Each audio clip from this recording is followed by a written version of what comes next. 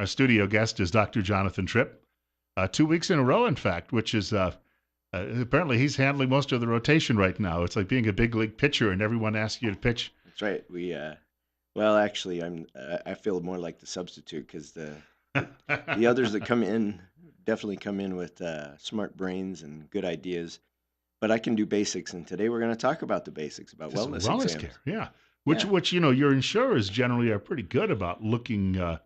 That this is one area where if you do this, they don't necessarily charge you a lot as an individual to go get that wellness checkup. actually, most policies now provide at least a once a year wellness exam with no out of pocket cost to the patient. So there's no disincentive financially, if you do this. The recommendation is do it. It's a freebie, so to speak.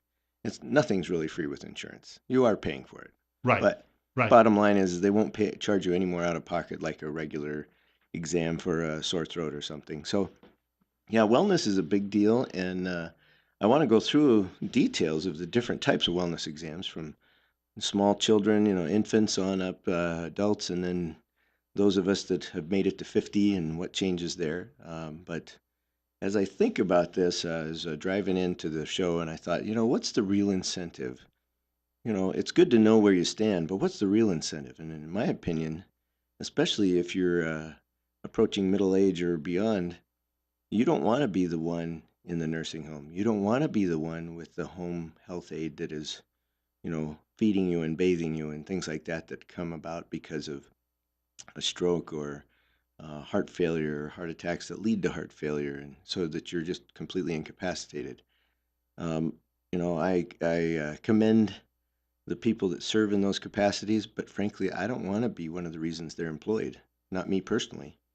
So, what do we do to stay out of that? And wellness exams are really a good way to catch things early, to be able to make changes, to be able to stay out of long-term trouble. And it's not a guarantee, but people that do wellness exams and keep in touch with what's going on with their blood work and physically and maintaining their weight and watching blood pressure and all those things really do live better and live longer. So if it's about quality of life, this is really important as well.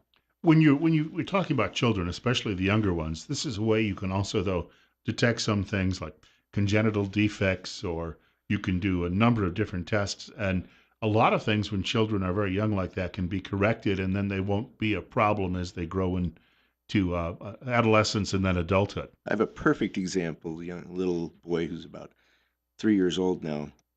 When he was first born, seemed to be the typical newborn kiddo. They're not great at holding their head up, but who is it 2 weeks, Hmm. things like that. But as we got farther into his development, at about 6 weeks and then at 8 weeks, we finally made a decision, said, this kiddo needs more than the average because the head control is just not there. The rest of the body seemed to be doing okay, but it was as if the kid's head was too big for his neck. And so, with some therapy, really over about a 6 month period, 6 to 9 month period, all the muscle strength, things like that, were developed. The mental wise, the child has good cognitive function, and so I now see him as a 3-year-old that runs around my office, and has no respect for any part of the office. And that's exactly how I want kids to be in my office. They feel, safe, they feel free. This is basically they're coming to play. And that, so he is a great example of we caught something early on because we were doing his 2 week and then his 1 month and his 2 month wellness exams. And mom expressed a little concern, and I actually could see the lack of difference in his development because he'd been there for the early exams. So that's a great example for children. I was going to say, too, when the child comes in, you already have a checklist of issues you're looking for, right? Yeah, there's a whole, depending on their age, there's a different list of developmental milestones. So that's one of the things that we really look for in kiddos.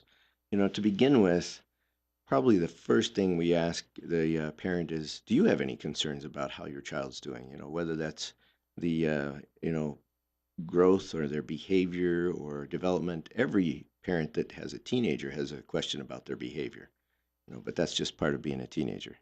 And we're going to get into this in the next segment of the program about differences between these visits between the children and adults. But as you say, the idea is to find, and no matter what age people are, find things in advance. Yeah, no, as early as you can get to finding things, the better because changes are easier when they're early. In other words, somebody who might be a ticking time bomb for certain health issues, if you find it, get them immediately on a course correction, could save their lives. Yeah, it frequently does. We kind of joke about it. We'll have small things like somebody comes in with a wart and we, freeze the wart or whatever, and we'll joke in the office about another life saved. But in reality, when you have somebody that has uncontrolled hypertension or, uncontrolled diabetes, or, sometimes it is a skin lesion that you look at and you remove that, it truly is saving lives, even though they weren't at death's door, or at least they didn't know it. We have more with Dr. Jonathan Tripp coming up from Tripp Family Medicine in just a moment. And we'll be talking about wellness visits as well as those for adults and distinctions too between men and women. That's on the way in just a few minutes. It is Better Health with Tripp Family Medicine on News Radio 1310, KLIX, and newsradio1310.com. And of course, we'll take your telephone calls as well in the next segment. Bill Colley answering the telephones this morning. Dr. Jonathan Tripp is our studio guest. Better Health with Tripp Family Medicine this morning with Bill Colley on News Radio 1310 KLIX and newsradio1310.com. And we're talking about wellness visits and one area of potential change, and that is wellness visits for women. And of course, I think you've addressed this before. People will say, well, how come sometimes I'm told something's bad, then I'm told later it's good? Because we get a bigger body of research constantly, and that will change things. But we have a change in the way wellness visits are being done for women. We have, and it's about 3 years ago that several bodies came out and said, "Hey, we really don't need to do breast exams as often as we need to, or as we've thought we need to." Because all of my life, or at least all of my training life, women were supposed to do self breast exams every month, like clockwork, and once a year breast exam, which they still recommend the annual breast exam. And we'll talk about mammograms later. But there was a huge study now, probably 6 years ago, that came out. But about 44,000 women, but it was done in China. So, the U.S. medical body is suspicious of anything that happens outside of the U.S., which has good reason because a lot of times those studies aren't well designed or well controlled. But what they found is women that did a quarterly breast exam, so 4 times a year, was as good at picking up cancers and as early as picking up cancers as if you did it every month. So frequently in my office, I'll ask a patient, female patient, how often you do breast exams, and before they can even answer, because usually they hesitate because they know they're supposed to do it every month, I'll say, let me take a little guilt away from you. You don't need to do it every month. And they have a look of surprise. And when I say, you only need to do this 4 times a year, often the response is, well, I can do that. But, they feel guilty every month that they miss. And so that's a fun change. And it's good to know that you're not putting yourself at more risk. Mammograms, let me just kind of talk about those a little bit. For a long time, we've said everybody 40 and above should get a mammogram every year. For about the last 4 or 5 years, there's been big debate depending on which medical body you ask or what study they come up with. The consensus now is everybody after 50 should do a breast exam, not a breast exam, but a mammogram every year. And if you have any family history of breast cancer, that you ought to start at 40 and at least get mammogram at 40 and at 45, and then every year thereafter at 50. But for the conservative and concerned person, you can still do one at 40 and at 45 without a family history of breast cancer. But for sure, if you have that family history, you should do that sooner. And everybody else, you can start at 50 and feel, as long as you're doing your own breast exams and the annual breast exam with your family physician, that's probably the best answer at this time. You're looking, and I'm sure when you're dealing with the difference between the sexes, obviously for sometimes radically different things in a wellness visit. So with men, you're primarily dealing with issues of high blood pressure, heart health, things like that, unlike maybe what you're looking more at cancer with women. Well, the truth is all of those things we're looking at with men and women. Obvious things that are different are women don't have a prostate, so when we talk about doing an annual rectal exam, which is recommended after age 50, for the guys, we're checking a prostate as well as checking the stool for blood, which is a screen for colon cancer. So you have a colon cancer and a prostate screening in about a 10-second moment of embarrassment. For women, the same exam for rectal cancer or colon cancer is mainly a screening of um, the stool for blood, and that's there's a difference there. But it is true that men tend to hit the heart disease earlier than women. But nevertheless, we're still screening both, and part of that screening comes from blood work that we're doing. So let me talk a little bit about. Well, actually, the only other thing is I wanted to tell women that the annual pap smear has changed as well in about the last 3 years. And that is if you're over 30, what they consider monogamous, meaning no more than one sex partner for years, and you've had no abnormal pap smears for the previous 10 years, and you've had at least 3 pap smears in those 10 years, then you are able to back off to at least every 3 years instead of annually, and in some cases every 5 years up until about age 65, after which we tell you it's up to you if you want to do it. So there's definitely a lot less worry about did I miss my pap smear in the last year. If it's been 3 years, it's time to get it for almost everybody. So, but that's another one that it feels a little better to not have to do that every year. Um, Let me tell you about annual, or what I call preventative blood work. Preventative just means we're screening for things. And so, what do we generally want to look for? Well, we want to look for blood sugar. Is it too high? Do you have diabetes? Or are you pre diabetic? This is a great one to catch early because often, just with diet and exercise, you can step yourself away from going towards diabetes. And that's a big deal about heart and brain when we talk about heart attack or strokes, let alone kidney function or loss of kidney function. In fact, to speak about diabetics, they usually don't die of diabetes. They usually die of kidney failure or heart attacks or strokes because diabetes increases the risk on all of those. So when we do blood work, blood sugar is one of them, kidney and liver function, and these are really simple and inexpensive tests. In fact, if you're paying out of pocket for the test that I'm mentioning right now, and you do it at our office because, as far as I can tell, we're the cheapest lab in town. If you're paying out of pocket, these labs may cost in the neighborhood of about $60 to $80. In the old days, 10 years ago, I'll call those the old days, just a simple thyroid test that I do was 110 by itself. And so, in my opinion, these are very inexpensive and very powerful screening labs. So, blood sugar, kidney and liver function. We're looking at cholesterol because if your cholesterol is high, that it ramps up the whole heart disease process, or what's called peripheral vascular disease. So, some people actually lose circulation in their legs or their arms, and then they have lots of trouble with how they can function. And then the last two that I've written down is anemia. So that'll play a lot with your energy. Your immune system is part of that one. And thyroid. A thyroid screening is really key for anybody that says, I'm just not feeling energy, or I'm feeling run down, or I'm gaining weight, or if it's too fast, I have heart palpitations and I'm feeling anxious and I have trouble sleeping, that can be your thyroid. So, when somebody comes in and says, I have a lot of anxiety, it isn't always our first reaction to say, well, let me put you on medicine for anxiety. It's, well, let's see if there's something that's causing it. Now, I want to point out Dr. Jonathan Tripp is in studio with us until 9 o'clock this morning. It's 8:51. We're at 34. We're talking, of course, today about wellness visits.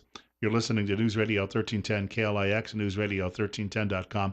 736-0300, our studio line, if you're looking to reach us today. And contact information at your office, important. Yeah, our office is on Fillmore, across from the post office on the north side of town. And our phone number is 208 933 4400. That's 208 933 4400. And our website is trippfamilymedicine.com. And Facebook, you can reach us at Tripp Family Medicine. So all of those are good ways for contact. You also mentioned differences in people's ages when they come in. I just read, I think, last week where there's now a belief we may have reached the limit on, extending life, and because there were some predictions we could keep going and going and going, but that may not be true. But as you get older, naturally, the system does tend to break down. Yeah, there's lots of things that don't quite go well. I have a lady who's about late 70s, just went through a treadmill stress test to see if the shortness of breath or chest pain that she had was heart related. Well, her stress test looked like she had full blown clogged coronary arteries, so her heart was lacking blood supply.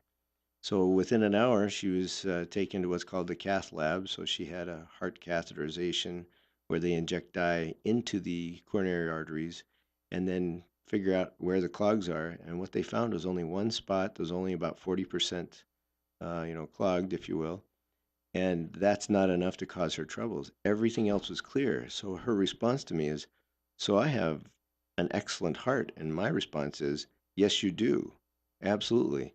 On the other hand, is a 77-year-old's heart as in good a shape as the 17-year-old's?" And the answer is, no, there's not the strength, and there's other lower, smaller changes, smaller cell changes that are different. So for her age, she has an excellent heart.